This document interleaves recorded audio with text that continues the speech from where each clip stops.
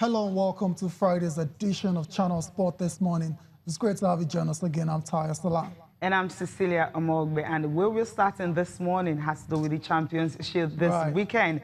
It's all about the winners of the ITO Cup and, of course, the winners of the Super 4. So that will be decided this weekend. And already today, 1,000 girls will be mentored, concerning education and sports at the Agege Stadium. Awesome stuff. I can't wait for that one. Nasarawa Amazons taking on Rivers Angels. Also on the show, still talking football. And Arsenal and Manchester City faced off yesterday at the Emirates Stadium, and it was the exact same scoreline as we saw in the final of the Carabao Cup. Manchester City winning by 3-0 again. Nightmarish stuff for Arsenal fans. I mean, it felt like deja vu after City scored 3 goals in the first 30 minutes of the game. And you can see the reaction of Arsene Wenger there, Cecilia. He is under massive pressure. No fights, no nothing, no passion. Nothing. Arsenal. Also on the show, this time let's talk about boxing. And Cecilia, we've waited for this all year long, and it's finally arrived. The King Kong Challenge. WBC heavyweight champion of the world, Deontay Wilder, will defend his title against Cuban boxer Luis Ortiz in Brooklyn at the Barclays Center, to be precise, on Saturday. That's in the early hours on Sunday, Nigerian time. I can't wait for this one. Match is just going to be incredible for boxing, but what a way to start it all off. Luis Ortiz taking on Deontay Wilder, both unbeaten fighters, and that's why we kick off the show. That's why we start the show this morning, Cecilia. It's only right we do that. I was saying something about March being an incredible month for boxing. Don't forget, at the end of the year, at the end of the month, you're having the real one. The real, why'd you say that's the real one? Not really the real one. We're going to have another one, big bout between Joshua but the one everyone is waiting to see if this one, talking about Deontay Wilder and Joshua, is going to happen this year, but I'm not sure it's going to happen this year. Yeah, but let us scale the hurdles in front of us, first of all. And let's start with the one that is going to happen on Saturday in Brooklyn at the Barclays Center between Luis King Kong Ortiz and Deontay Wilder. Deontay Wilder is the WBC heavyweight champion of the world. He's 39-0, Cecilia, remember, and he's going up against another boxer who is undefeated. That's Luis Ortiz, a very dangerous fighter, a southpaw that a lot of boxers have avoided in the past. He finally gets his opportunity, his crack at a world title this weekend against Deontay Wilder. It promises to be an explosive one. I believe a lot of bombs will be thrown in that particular ring. It could just be it, because if you check, this was supposed to have happened like 4 months ago. It was postponed because of the dope test. Cuban fighters, we know how good they are. That's why his nickname, we understand why, is the King Kong. And this one is the wild from the beast from the wild, so to speak. That's why I'll call him, because of the way he fights. But then Ortiz would just be, wanting to try as much as possible to see if he can really humiliate, that's the word right now, Deontay Wilder, because he's actually putting his belt on the line. So that's huge. But if you check age, Ortiz is 38 and Wilder is 32, so he's a lot older. So I think because Deontay Wilder is very fast and swift, so you just have to watch it. I like those words you've used to describe Deontay Wilder, very fast and swift. He's one of the leanest heavyweights out there. He's not as muscular as AJ and the likes. So he's very swift and fast, and can be very accurate at times as well too. We're going to go through the tail of the tape in a bit. Cecilia mentioned their ages already. 32, 38, that's 6-year difference between King Kong Ortiz and Deontay Wilder. And the bout, that's very interesting. Despite the fact that Deontay Wilder is a lot younger, he's actually been in more bouts. 39 bouts is had, and we know that record. That's right. 39-0, unbeaten. Then you have 27.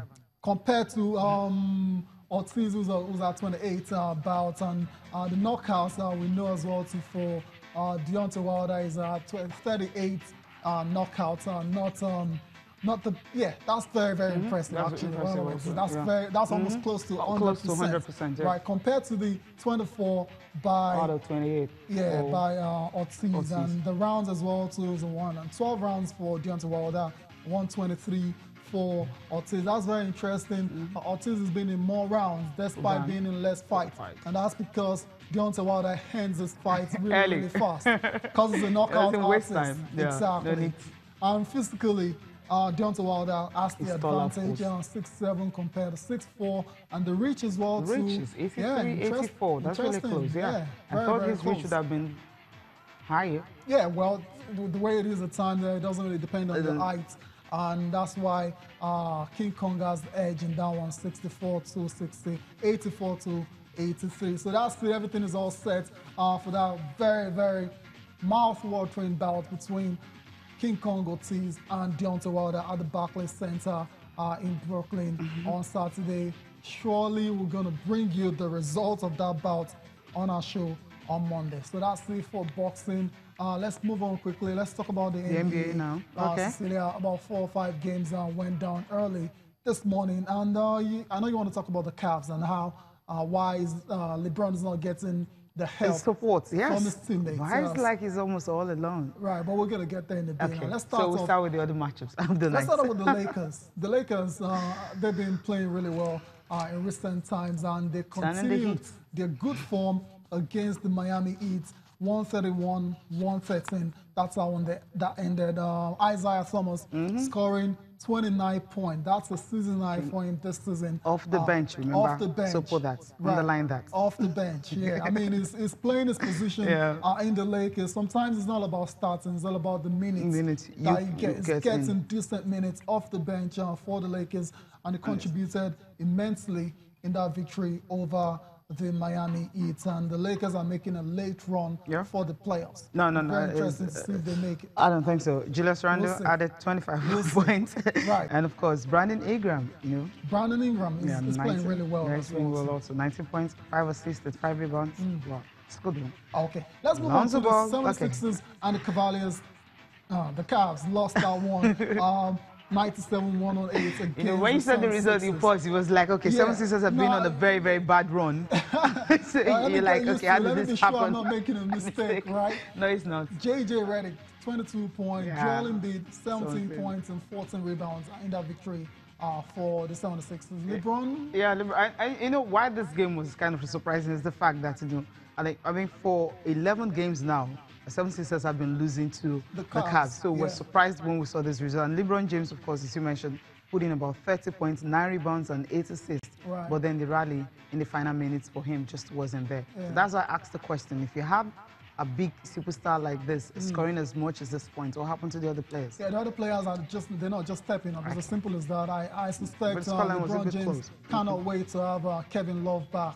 And perhaps when Kevin Love comes back, you can also ship in like 30 points. J.R. Smith and the likes, all those guys need to start contributing for the Cavs really soon. Let's move on. Let's talk about the Kings and the Nets. That one ended 116-111. Bojan Bogdanovic with the winner in that game for the Kings. And last but not the least, the Timberwolves and the Blazers, 108-99. In favor of the Blazers. The Blazers well positioned to make the playoffs. It's very tight in the West, but the Blazers are doing everything by winning. They've now won 5 in a row. That's their current winning streak, and good for the Blazers and Nigeria's own Al-Farouq Aminu. Of course, a good one for them. And you have Damian Lillard, getting 35 points in that one. But then Kyle Anthony Towns getting 34 points and 17 rebounds. But then it just wasn't enough. Yeah, I mean, the other day was Devin Booker going up against Anthony Davis. God, what a shootout. This time around, Damian Lillard, Karl Anthony Towns, look at all that. This guy, it's good to see young players come out and, just show out. And Damian Lillard, unfortunately for him, won the war on the night, won the battle as well. So congratulations to Damian Lillard and the Portland Trail Blazers. Let's go and talk about Formula One now, Cecilia. Yeah. It's the first week of testing have ended. Yeah. And Lewis Hamilton, the quickest at the end of the first week of testing. That's after the havoc of snow and rain. but somehow they were able to deal with it a little bit. That's the only way I can describe that. So next week, pre-season starts on Tuesday in Barcelona. We'll see what's going to happen next week. But then let's talk about what happened this week, wrapping up the F1 pre-season test in Barcelona. And at the end of the day, you have 4 times world champions Lewis Hamilton being the one that had the quickest time